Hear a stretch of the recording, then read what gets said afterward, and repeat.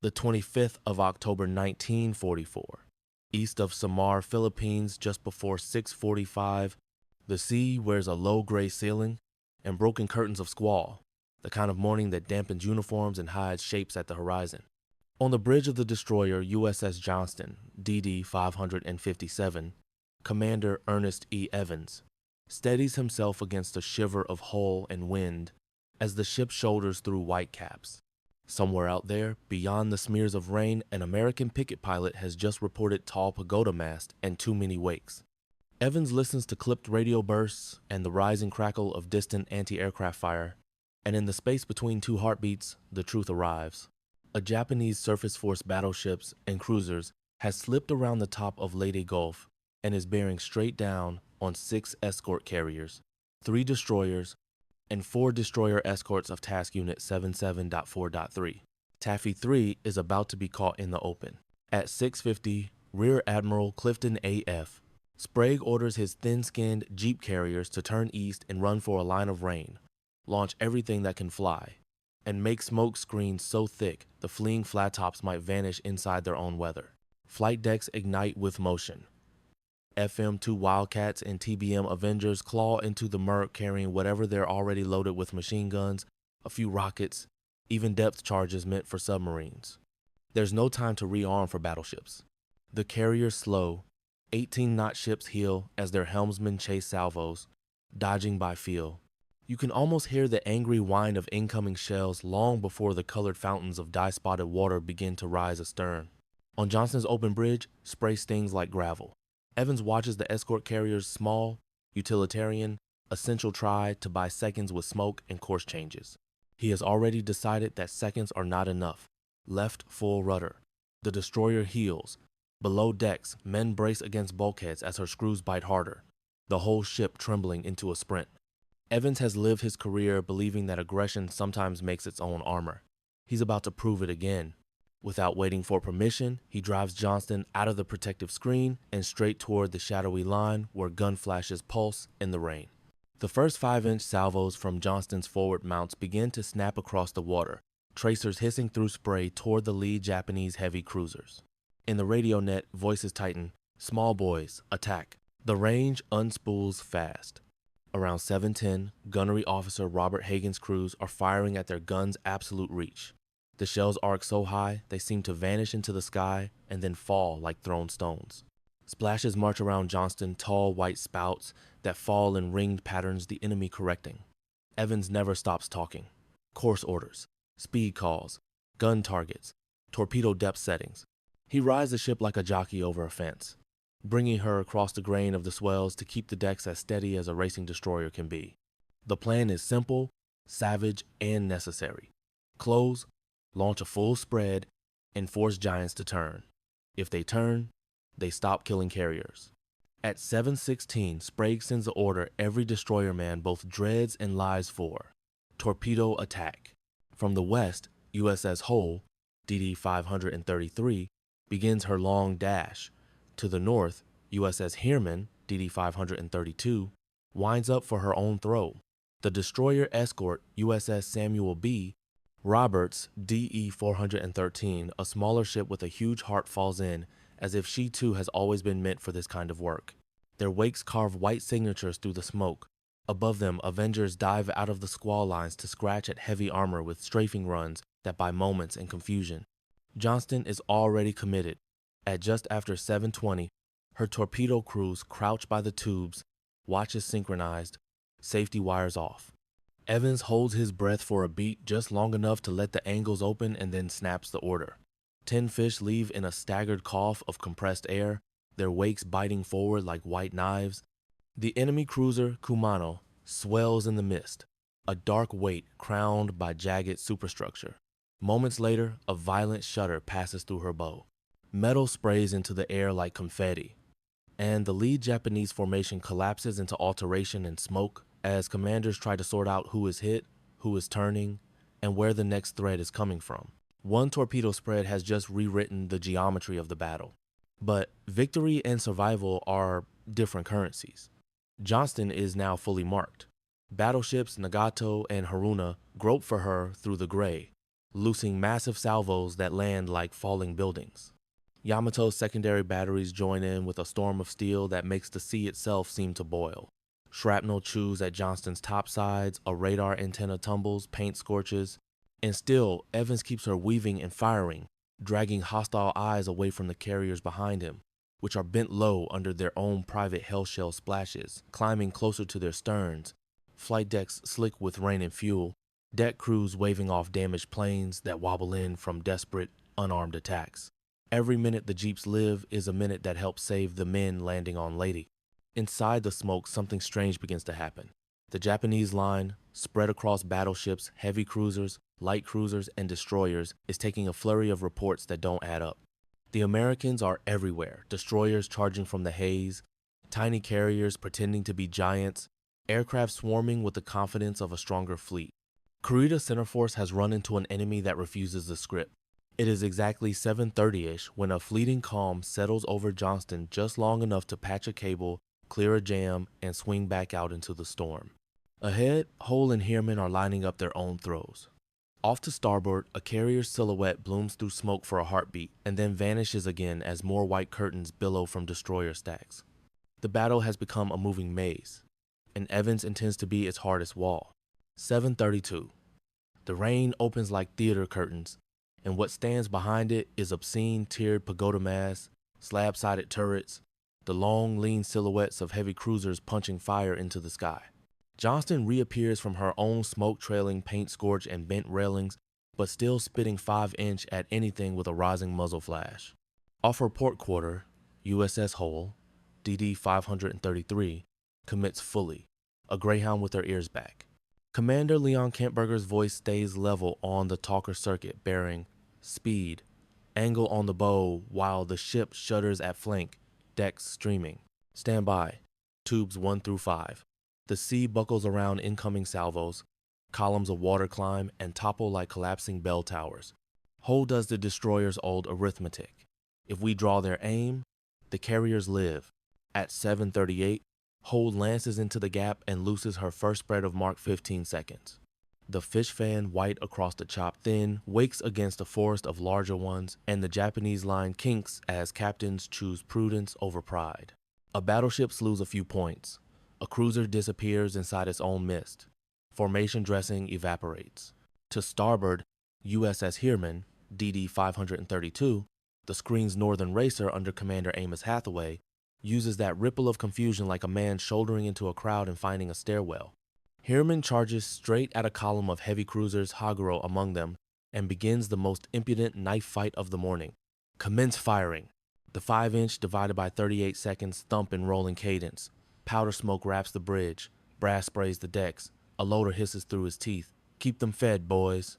Johnston, wounded but savage, weaves back into the brawl. Shell splinters walk her decks. A hit tears into her after superstructure. Steering answers but feels gummy. Commander Ernest E. Evans refuses to yield momentum. Target that bastard, forward rapid fire. The bow mounts hammer at a cruiser's bridgeworks until shapes blur in heat, mirage, and rain. Below, torpedomen crouch over empty tubes and curse their luck spent, but the gunners make up the difference with volume and nerve. Men in soaked dungarees drag hoses across hot steel. Others pass ammunition chain hand style. Knuckles, blood slick, mouths tasting cordite. 750. The first Avengers from the Jeeps come shrieking out of the squalls. TBM-1Cs flying so low the spray tapes their bomb bays. Many carry depth charges or 100-pounders instead of armor-piercing bombs. Doesn't matter. Their task is harassment, blindness, fear. They rake superstructures with 50 caliber fire, drop small ordnance to burst on bridges and fire control positions, then climb away on coffin engines. One crew radios a running commentary as if to calm their own nerves. We're out. We're dry. We'll make passes anyway. Wildcats spiral in, guns chewing at AA pits to keep the heavier birds honest. Up and down Taffy 3's line, the little carriers keep cycling aircraft whatever can fly, goes. Hoel turns again. Another torpedo run. Longer, meaner, more exposed. We're going to take it on the chin, Kentberger says softly. Not for effect, but because facts have a sound. Hoel's wake glows with churn. Water leans in ridges along her hull. Gun crews bend to their work until numbers blur and they become a single animal with many arms. Salvos bracket her, then straddle, then find their depth. Still screams. A hit rips into her engine room. Another caves plates near the waterline. Men fight leaking steam with wrenches and prayer, and still she throws her fish. In a distant column, a cruiser begins a ragged turn, the kind that saves a hull but murders a formation. Heermann chooses audacity. She jabs at battleships with torpedo tracks that write white slashes directly across their imagined king lines, then feints at cruisers, then wheels to shield a carrier. Gambier Bay now limping with holes hammered through her sides by long-range fire. "Keep it coming," Hathaway says, and his words are less order than packed.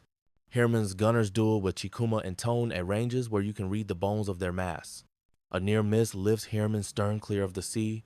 She pounds back down, decks flexing, and the crew cheers as if they'd staged it.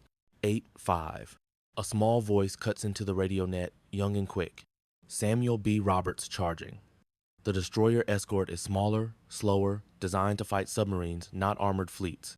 Lieutenant Commander Robert W. Copeland has no time for design intent. He calls for flank and turns Sammy B. toward a heavy cruiser like a man stepping between a bully and a child. The ship vibrates at a pitch that sets teeth on edge. Her 5-inch guns bark with a fury that seems too large for her frame. She walks her fire into a cruiser's waterline casemates, as if painting dots from bow to stern. "Give 'em hell," Copeland says in a voice that carries the square, unfancy weight of the Midwest. Out beyond the smoke, the giant at the center of the enemy line, Yamato, shifts. Reports of torpedoes, reports of carriers, reports of sudden American destroyers appearing from nowhere. The sum is a hallucination of strength. At 8:10, under the threat of tracks that may or may not be aimed perfectly for her immense hull, Yamato shears out and away to avoid phantoms that are only partly phantoms. That single-turn momentary practical creates a yawning gap where a sledgehammer should be.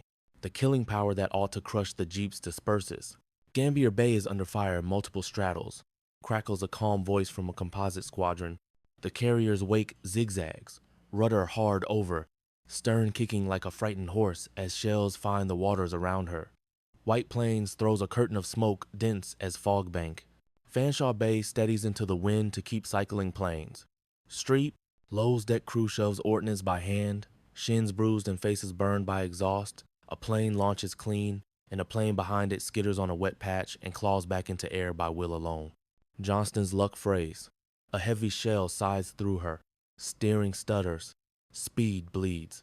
Commander Evans clings to the rail, glove torn, hair plastered, eyes bright with fury and focus.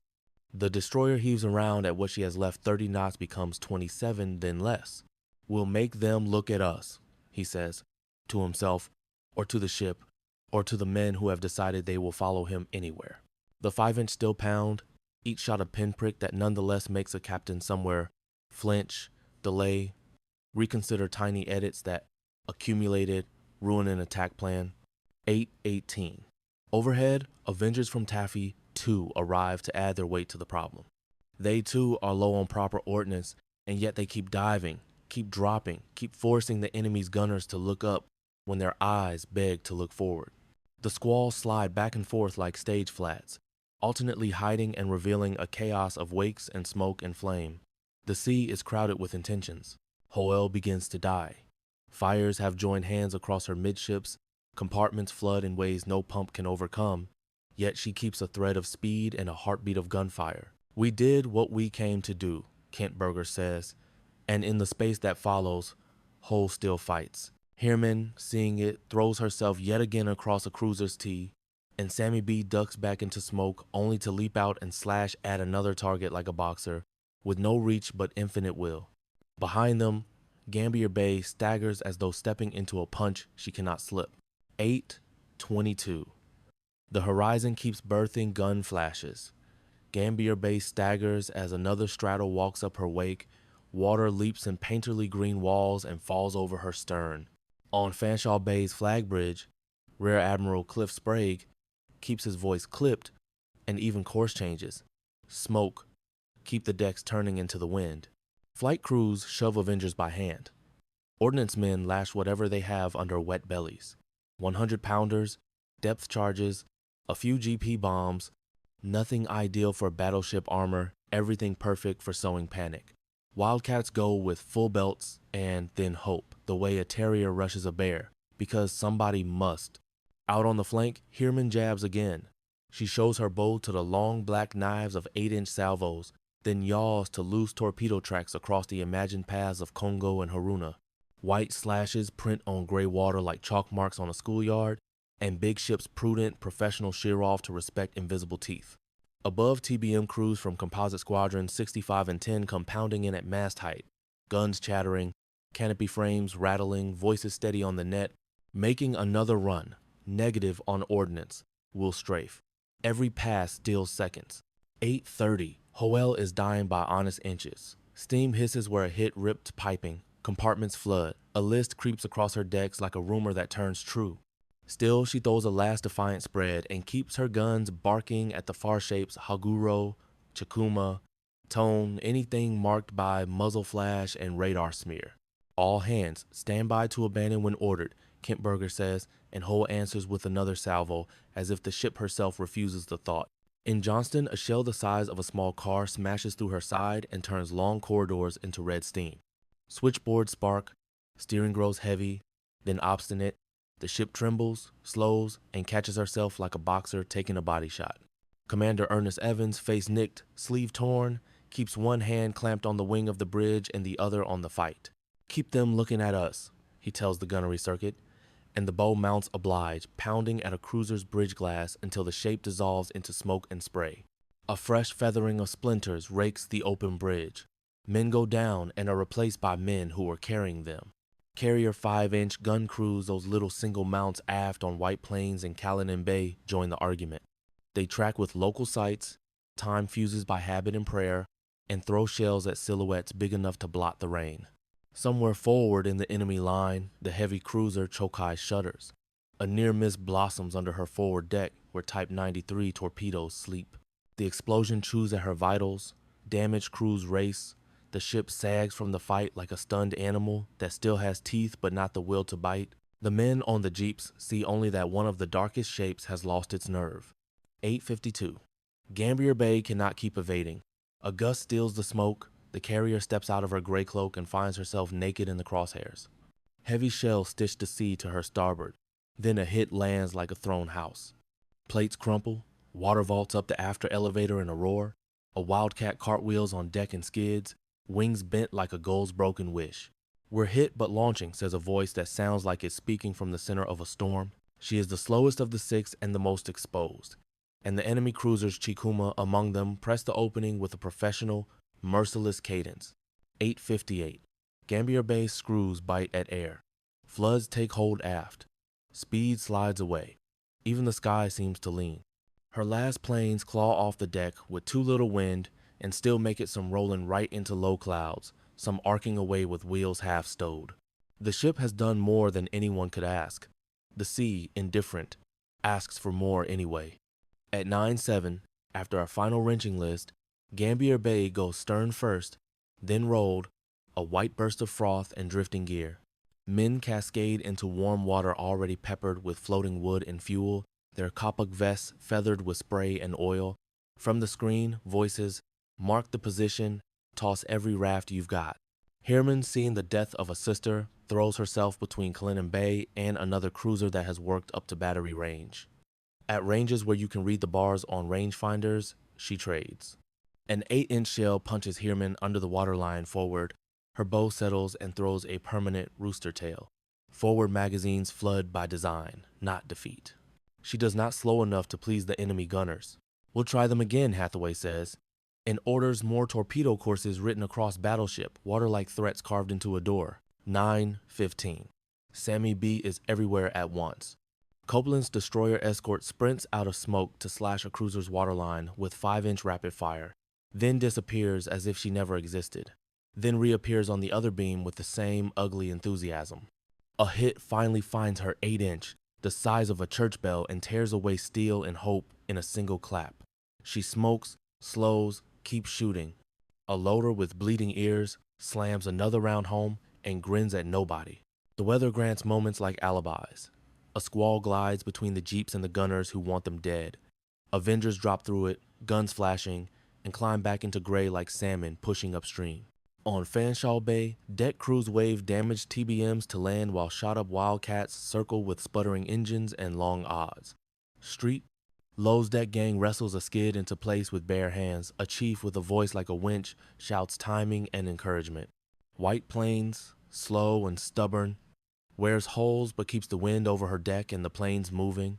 Johnston burns and breathes. We've lost main battery control, the word comes, and the guns go to local, sighting by feel and hate. Evans orders smoke again and turns as best he can with what rudder remains. At 9:40 he sees a low that looks like a trap and drives into it anyway. Another pass, another minute bought for carriers still alive by audacity alone. A ragged cheer rises when a cruiser, harried by planes and small ship guns and the threat of torpedoes, turns away at the last moment. If battles are built from determinations, this one has been mortared with rage and duty. Behind the ragged American line, the sea is suddenly empty of black pagoda silhouettes, not gone, merely masked again by rain and smoke and uncertainty.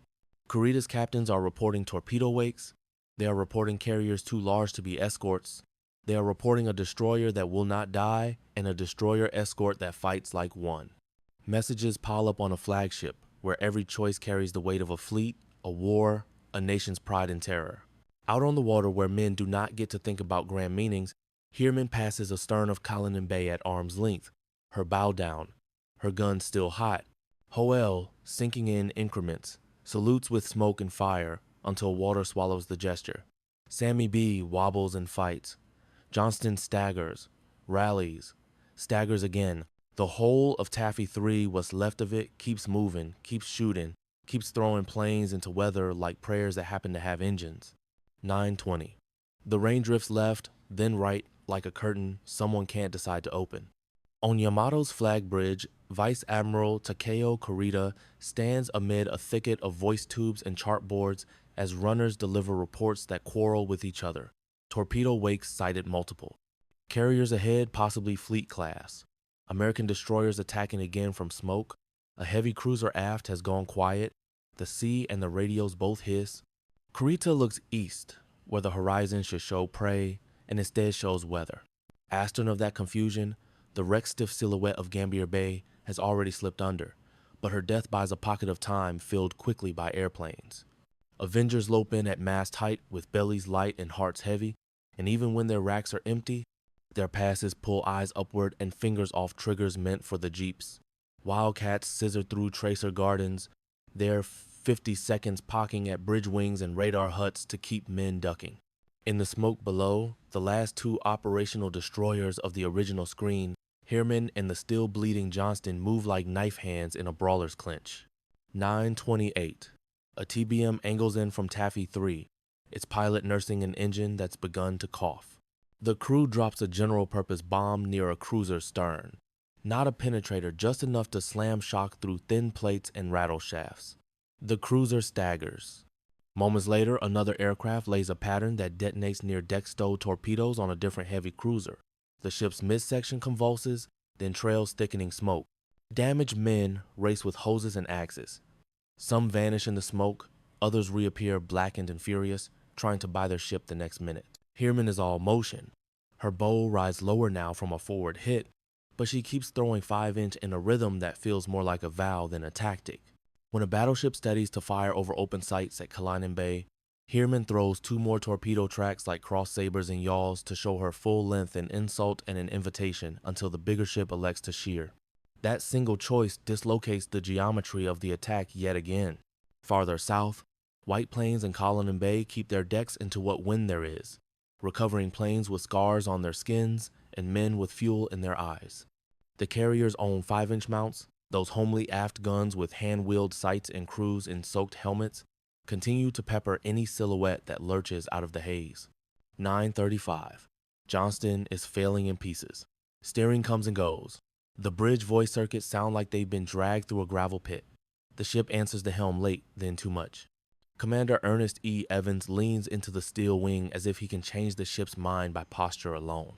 Every time the bow finds a target, The remaining mounts thump as if eager to please him personally. A shell tears open the after deck house. Another chews into the stack and vents red breath.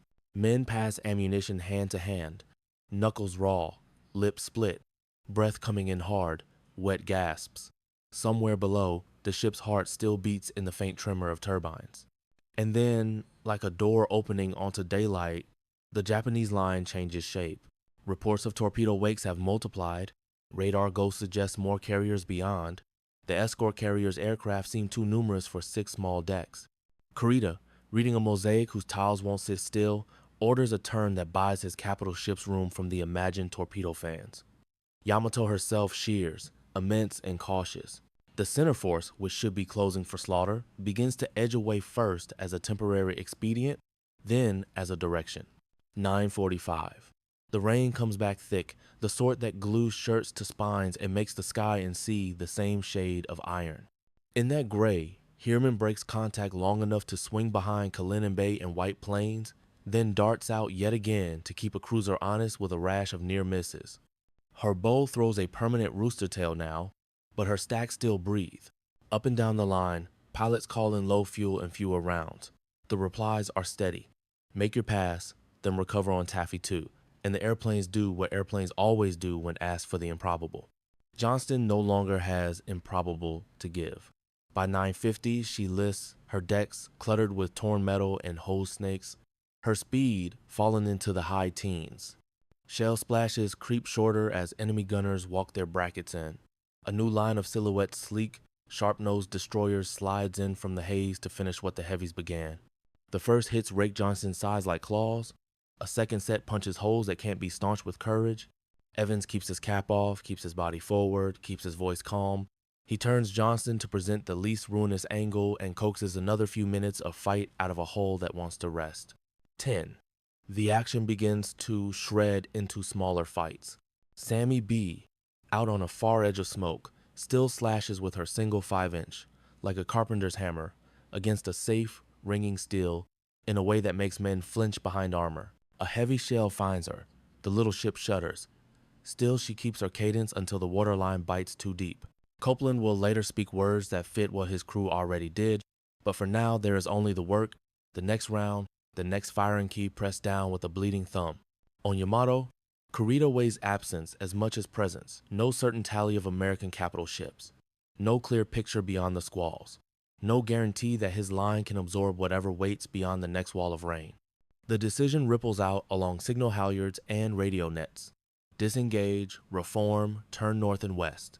The giant force that burst through San Bernardino Strait like a hammer now lifts, hesitates, and begins to go. 10-8. Johnston's engines die to a mutter. She drifts in a smear of her own smoke while the enemy destroyers, professional and deliberate, edge close enough to see the faces of the men on her decks. The last American shots from Johnston are almost intimate short arcs, quick slams that answer the insult of proximity, then still finds her again and again. The order to abandon comes with the same flat gravity as any helm command. Men take to warm water filmed with oil. Kapok vests bloom. Rafts kick away from a ship that has given all a destroyer can give. Heermann, the last big-voiced small boy, lays one more string of 5-inch into a cruiser's forward mounts and then falls back through the smoke to the carriers, battered but alive. Around her, the jeeps turn for better air, better decks, better chances. Over all of it, rain stitches the morning into a single wet sheet. 10:30. For the first time in hours, the sea in front of Taffy 3 is not crowded with pagoda masts. The shooting slackens to sporadic bursts. Pilots who minutes ago were diving on cruisers now call fuel states that broach the invented word fumes. Rescue parties on the carriers cut loose rafts, pitch lines, and scan the heave for heads. Somewhere beyond the glaze of weather, the enemy turns away, diminished and incredulous. And then the sky itself changes tone voices on the net harden, fingers point upward, and men on every deck look from the west into a brightness that does not belong to weather. A new threat is inbound, low and fast. 10:41. The rain slackens to a greasy drizzle, and for a few minutes, the world sounds like pumps and coughing engines and the slow clink of shell cases underfoot.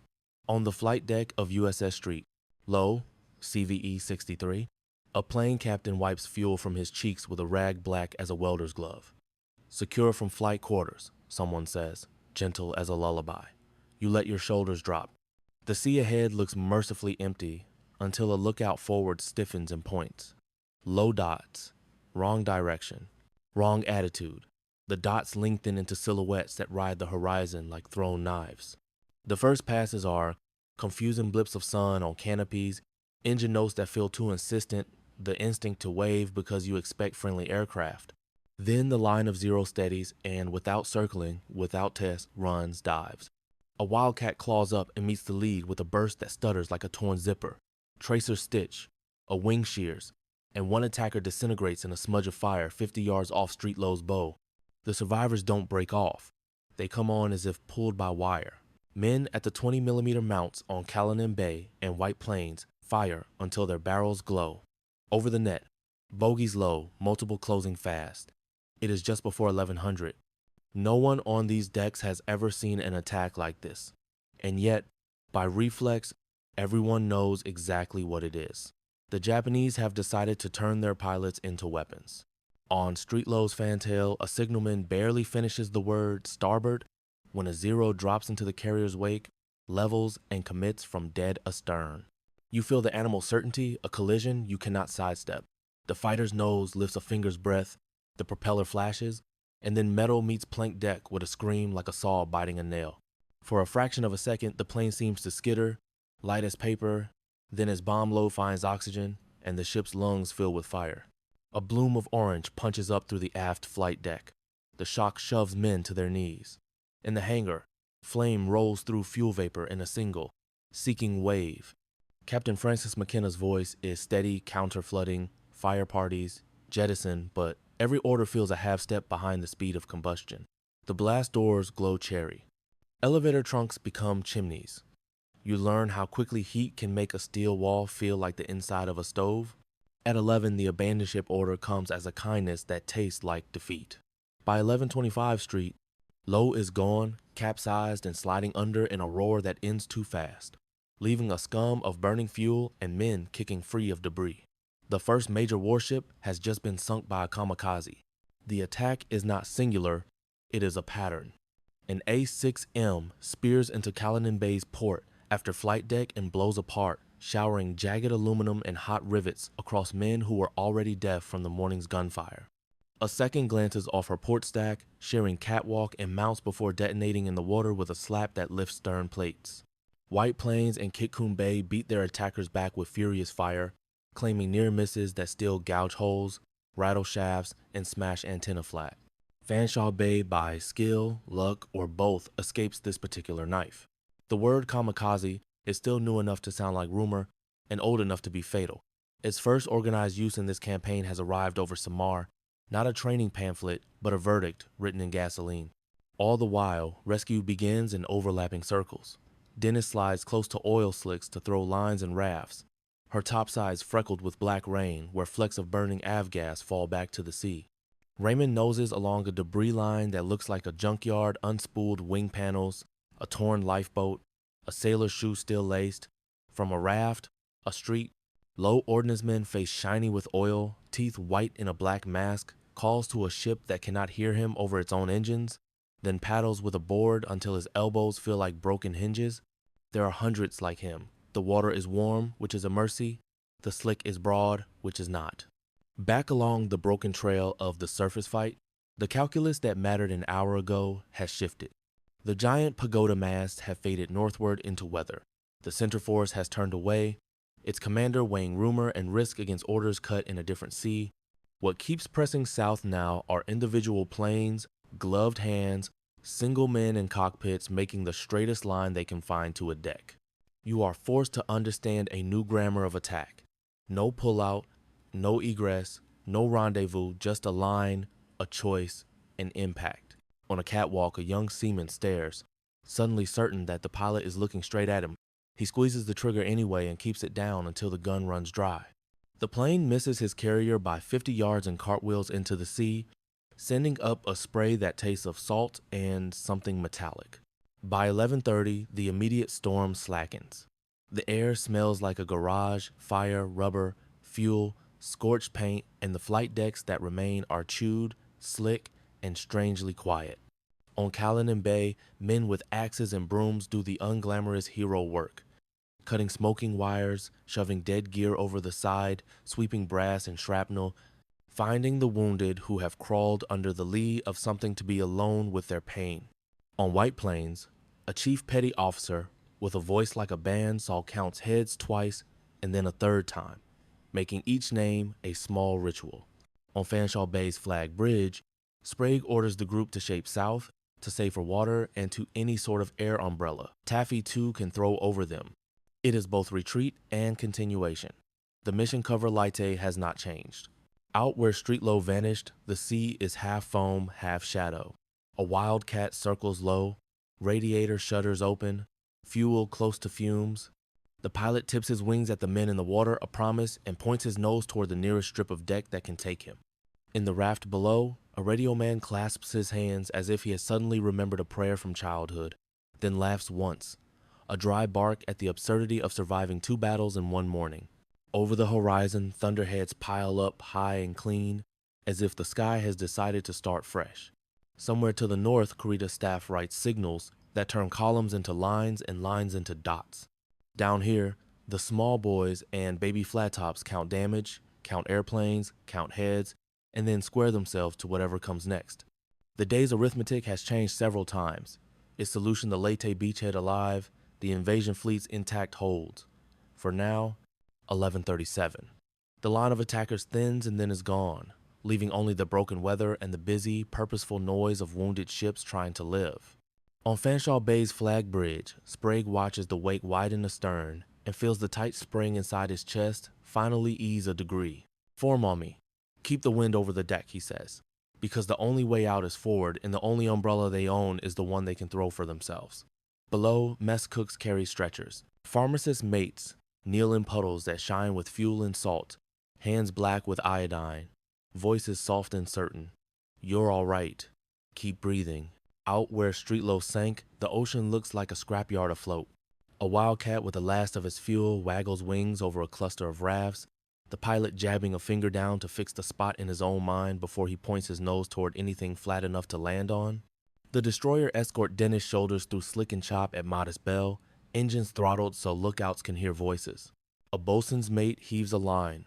It lands across an arm smeared black with oil.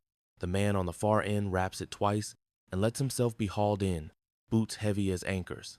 On Raymond, a coxswain backs a motor whaleboat into the wind like a man parking a truck in a storm, teeth gritted, jaw set, lips moving as if arguing with the sea itself. 11:52. White Plains, after 5-inch mount, stands silent for the first time in hours. The crew leans on hot shields, steam rising from wet dungarees, eyes squinting against the acid sting of smoke. Someone passes a canteen. Someone else laughs once, short and surprised, the sound of a knot coming loose. On Callan Bay, the flight deck gang prees a bent arresting wire off its drum with crowbars and swear words while a damaged TBM circles, flaps down, landing light blinking like a tired eye. Come on, we've got you, a yellow shirt mutters to the sky. When the Avenger finally thumps aboard, the crew in the well breaks into applause that looks as strange on their soot-black faces as a sunrise. Just after noon, the rain slackens to threads and the horizon opens enough to tempt hope. In the north, beyond curtains of weather, the enemy that had looked inevitable is now indistinct, more rumor than presence, more wake than hull. Word filters across decks. The big ships are turning away, reforming, sliding back the way they came. No one cheers. They look to the men in the water, to the holes in their own decks, to the fuel states chalked on a board in a ready room where the chalk itself leaves a greasy trail from fingers soaked in avgas. The arithmetic is simple and cruel. Sorties left, bandages left, daylight left. 12:18. On the ocean's skin, the story is personal. A seaman from Johnston, hair plastered, life jacket swollen, face striped with soot bobs in the warm swell with 3 others. They trade names, ships, and lies. Yeah, she'll be back around for us. A black smear of smoke slides along the horizon. A flight of Avengers passes high and indifferent. Then a speck grows into a boat with a bow like a grin. A sailor in the stern stands and throws a line so clean it feels rehearsed. Got you, he says, like a promise. The rescue sailor coughs up seawater and something darker, then blinks hard as his hands meet painted wood. The boat smells like canvas and rope and tobacco and home. A mile off, Sammy B is gone but not quiet. Her absence rings. In the raft where her skipper sits, Copeland speaks in a voice that wastes nothing. Keep together. We'll be all right. He keeps the men's eyes busy, count the gear, count the heads, count the distances between rafts, because numbers are steadier than fear. Nearer the carriers, a destroyer escort threads between floating planks and a torn life raft. Engines, cycling, whistle low and constant so voices have something to aim for. Heermann, bow low and still game, cruises past the formation shoulder like a sheepdog that refuses to sit while there's work left. 13-5. The sea goes featureless, the treachery of calm after violence then breaks into new geometry as more rescue craft fan out. Men on carrier catwalks lean over with boat hooks. Others throw kaput cushions that open like pale flowers on oil. Black water. A priest moved down a passageway with a pocket New Testament and a mouth set in a straight line. In sick bay, a pharmacist's mate cuts a boot away from a swollen ankle and slides morphine into a vein with the care of a jeweler setting a stone.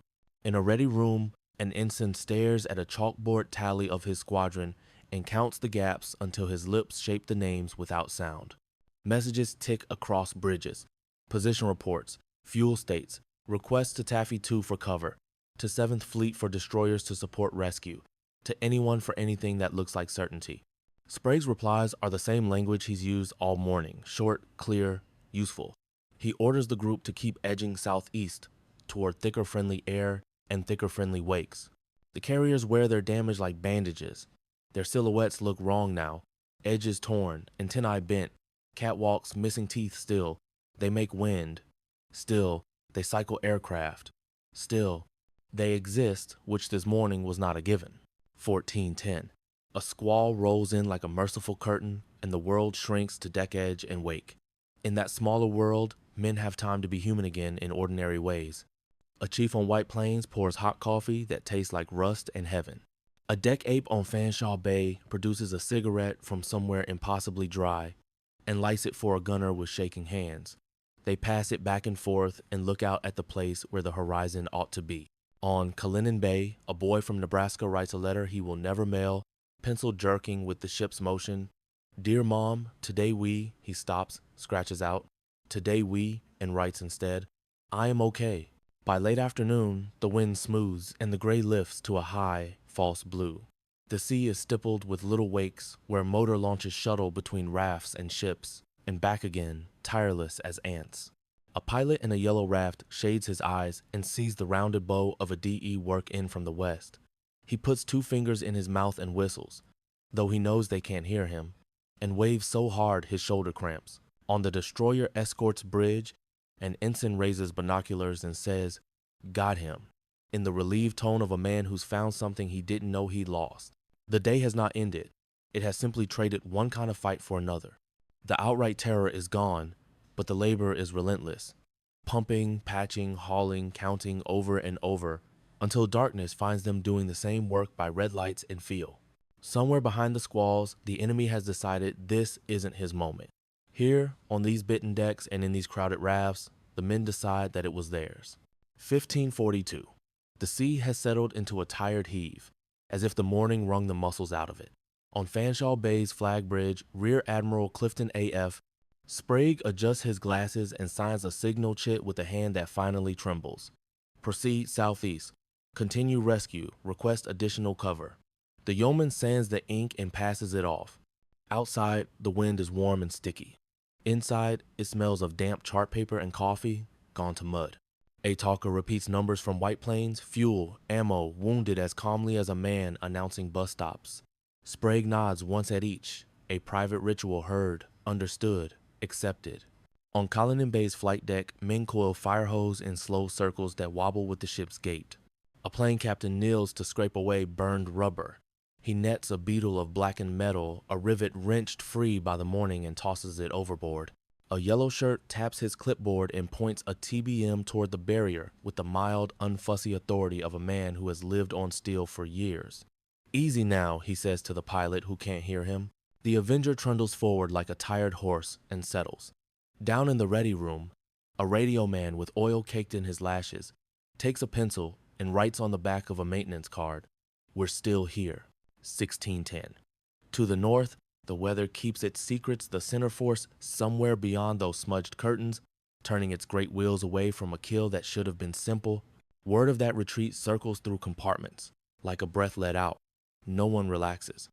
On White Plains, a chief gunner's mate checks the elevation gears on the after 5-inch mount with tender hands, as if the metal can feel the thanks he doesn't say aloud. "We'll double up watches," he tells his crew. "Night's not the time to get sloppy." A kid with the stubble, shadow of 19, nods too hard and swallows like his throat is new to the job. Out where Streetlow went down, the ocean is a quilt of rafts and kapok. The afternoon light glances off oilskins, and every movement smears a black sheen that makes men look like statues come alive.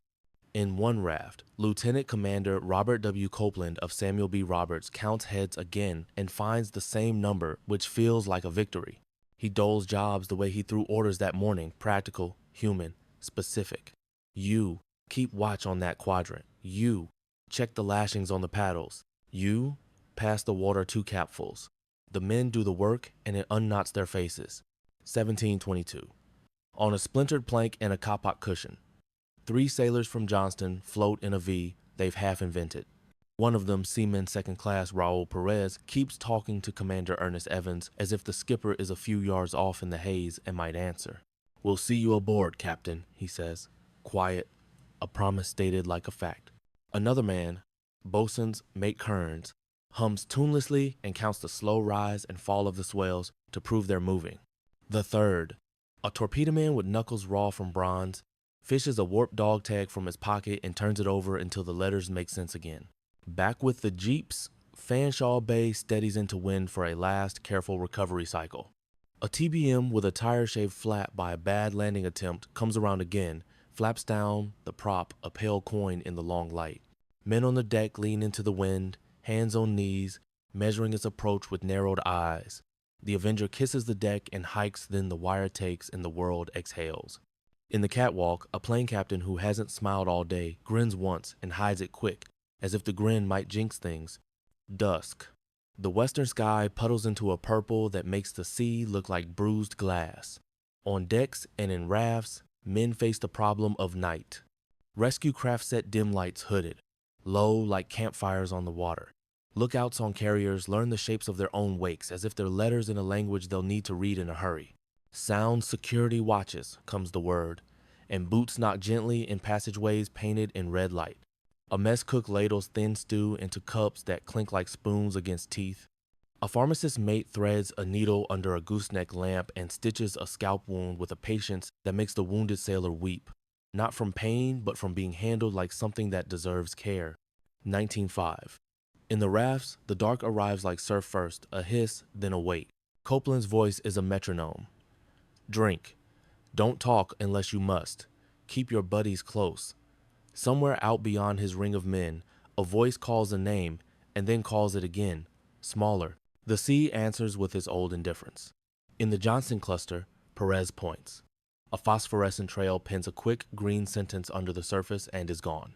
Kearns squeezes his eyes shut and makes his mouth shape a prayer he hasn't used since childhood. The torpedo man recites a list of destroyers he's served on as if the role can anchor him to the living. 2030. On Fanshawe Bay, Sprague drafts his after-action report in the way men sometimes speak to themselves after a shock to put the day in an order that will not collapse when touched. His words are plain: enemy force, bearing, composition, actions taken, losses observed, results. He pauses at results longer than anywhere else. He sets down the pencil and looks at a chart of Leyte Gulf, its beaches nicked with pencil notes from other hands, perimeter lines, supply lanes, tides. "We did not lose the beach," he says to no one. Then he adds a line: "Rescue operations continue." It reads like an order, but really it's a vow. Farther south, Fanshawe Bay's doctor walks the ward with a notebook, scribbling morphine dosages and temperatures without looking down. He stops by a bunk where a boy with hair singed to black fuzz sleeps with his mouth open and his hands curled like he's still gripping a hose. The doctor checks the boy's pulse, nods once, and moves on. A chaplain's salt on his cuffs oil on his shoes, sits on a stool, and listens to a machinist mate whose story keeps folding back on itself. We were there, then we weren't. Then we were somewhere else. The chaplain does not correct his tenses. Midnight. The carrier's wakes draw pale hieroglyphs under a thin moon. Heermann steams off the quarter like a tired shepherd dog, bow low, still watchful. On Hoel Bay's bridge, a quartermaster notes a tiny swing in the compass that means nothing and everything. The course holds. In a raft, Copeland orders a rotation man in the water swap with men in the boat before cramps become decisions their bodies make without asking. In the Johnston cluster, a splash startles the circle and then subsides into a gull's slow wings overhead, its white belly ghost bright. The men chuckle once, soft and illogical, and the laughter warms them more than the water. By 2:10, the night has found its rhythm pumps thudding, engines turning steady, whispered calls and answers in the rescue lines, a sky rents to coal. The war is still out there, beyond the curve of darkness and the next dawn. But right now, the fight is simple and relentless. Breathe, hold on, work, watch, count. The men who attacked a fleet before breakfast now face the arithmetic of minutes and miles until daylight gives them back the shapes of ships. 4:53, the 26th of October 1944. Dawn comes up like damp paper tearing.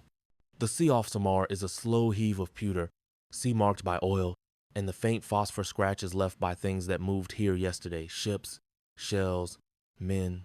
On Fanshawe Bay's flag bridge, Sprague's watch relieves itself with the stilted, polite murmurs of men who haven't slept. Below, mess cooks pour coffee that has learned the taste of smoke. Resume rescue search, the signal reads, clipped and bloodless. The helmsman steadies the carrier into the wind, and the deck crew begins another day's work in the same boots they fought in. To the west, Dennis and Raymond tack across the slick, impatient diagonals. Their whistles sound low and steady. Their lookouts work binoculars with the practiced cruelty of hope. Scan left, pause, scan right, pause. A motor whaleboat noses into a raft where men sit shoulder to shoulder, copper white against oil-black water. Johnston? The coxswain asks, and heads nod once like a prayer. A hand reaches, a hand hauls. A man falls flat onto a wooden deck and laughs once, a dry, unbelieving bark. A pharmacist's mate shoves a canteen under his lip and says, "Small sips." He obeys because the voice has the sound of rules that save lives. By first bright, the outline of the formation looks wrong in a way the eye gets used to too quickly. Street low is a missing tooth. Gambier Bay is a story told in past tense. Hoel Bay wears dents and torn catwalk. White Plains is freckled with patches and scorch. Kitcombe Bay's antennae are hairs combed the wrong way. Heermann steams with a permanent rooster tail over her wounded bow and keeps the station that says everything about yesterday and today, both. If anything comes from that horizon, it will find a dog still willing to bite. Messages begin to cross the air like stitches, Taffy 2 and Taffy 1 throwing protective cap to cover the jeeps while they fish their people from the sea. 7th Fleet pushing destroyers and tugs toward a rectangle of ocean dotted with rafts. From Leyte Gulf proper, the frequency of logistics breathes. Transports unloading, beachmasters counting, CBs grading roads at the edge of jungle. The thing that the big Japanese fleet came to break lives on. For the enemy, the day writes a different record. As Kurita's columns edged north through squalls the previous afternoon, Avengers and Wildcats from 3 Taffys, and later, aircraft from the fast carriers had followed them like wasps that refused to leave a picnic. The heavy cruiser Chikuma, raked and bombed and bleeding speed, was abandoned and scuttled. Chokai, gutted by a near miss that touched off her own torpedoes, had to be finished by destroyer torpedoes. Suzuya, victim of sympathetic detonations after another near miss, lost herself by degrees until sea replaced steel. Kumano limped away with her bow shorn and her future narrowed to whatever a dockyard could do. The center force left the fight smaller than it had entered it, shadowed by the knowledge that the smallest American carriers had been too much trouble. The pagoda mast that looked unstoppable in the morning had found ways to stop. On the rafts, the ledger is still personal. Lieutenant Commander Copeland circles Sammy B men, counts heads, and finds the same number again. A small miracle repeated until it begins to feel like a habit. A Johnston group flags a DE with a strip of shirt tied to a knife, and a laugh at the uselessness of knives against yesterday's problems. A seaman from Gambier Bay, face blacked with fuel, asks a bosun what time it is, and when the bosun tells him, he nods like the answer was meaningful.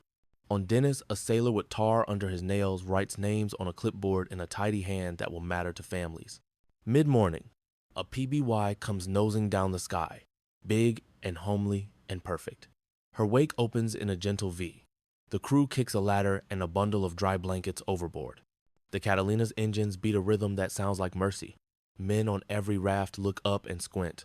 Some wave, some weep, some only watch with the stillness of the exhausted. The PBY shuttles as long as its tanks allow, then claws back into the humid air, wobbling like a bumblebee with a prize. Every trip redraws the map of who will go home. In the ready rooms, the chalk returns to the boards. A crewman wipes MIA beside a name and rewrites it as wreck an hour later, and the quiet little cheer that follows is the first healthy sound he's made in a day. In sick bays, the work stays close and deliberate, saline hung and taped, burns dressed in a crinkle of gauze, morphine measured sideways and slow. A chaplain moves from bunk to bunk and learns that sometimes ministry is just letting a machinist's mate talk until sentences finish themselves. Noon. Heat lies on the decks like a hammer. The smell of iodine and diesel writes its own weather. Fanshawe Bay turns into wind and launches a tiny cap because habits are anchors.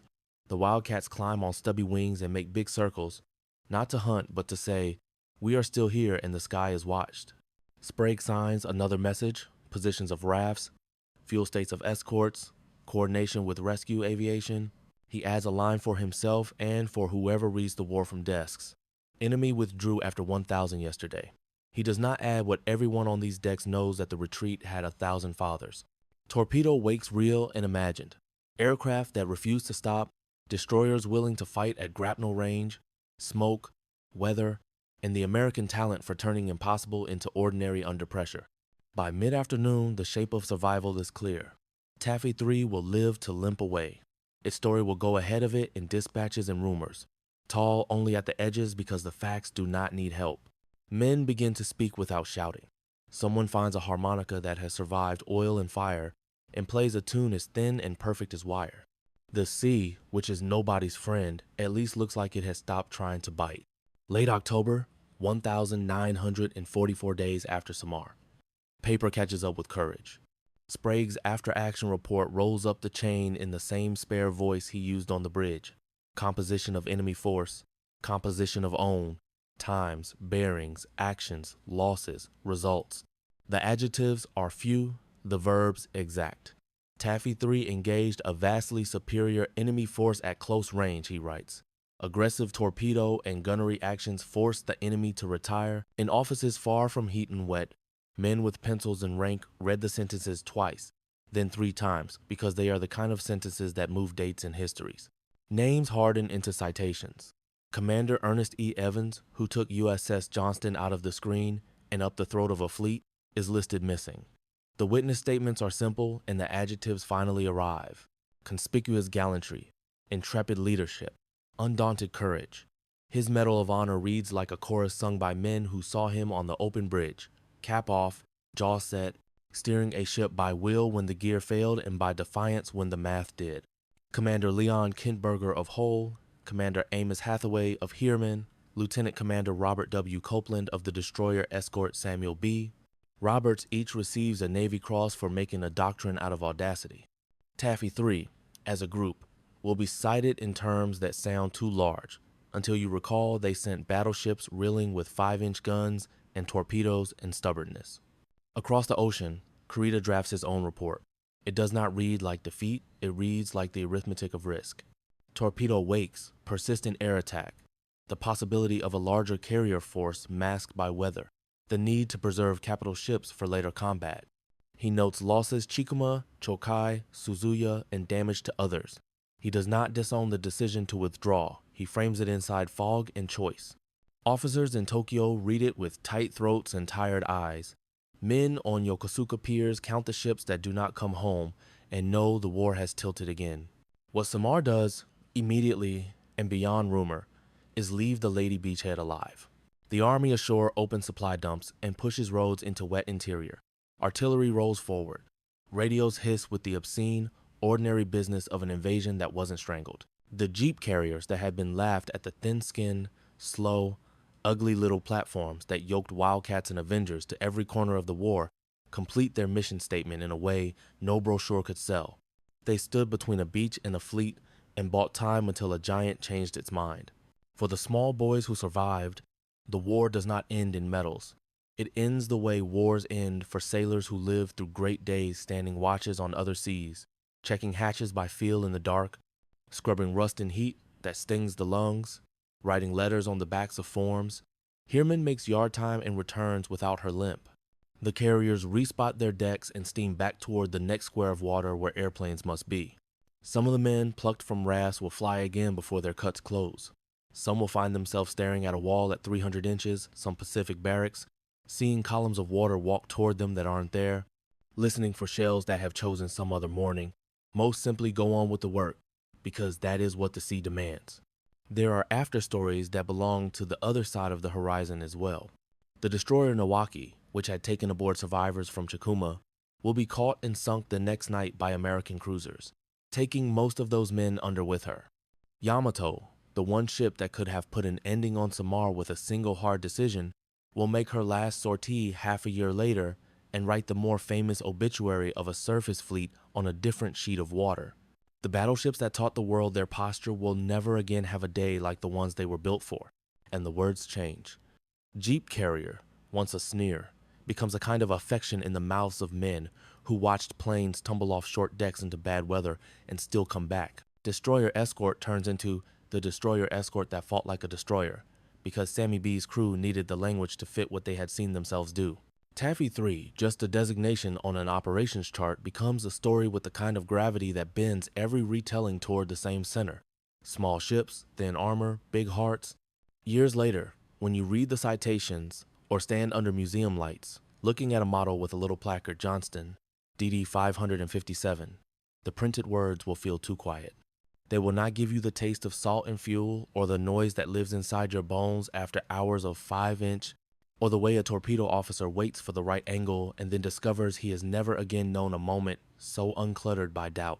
They will not give you the instant when a captain decides that turning towards something is the same thing as making it turn away. But if you listen, you can sometimes hear the shape of the morning off Samar, the rain, the smoke, the rising cadence of small guns, the pause after a torpedo spread leaves the tubes, the far-off thunder of battleships at a range too big for men and exactly right for legend.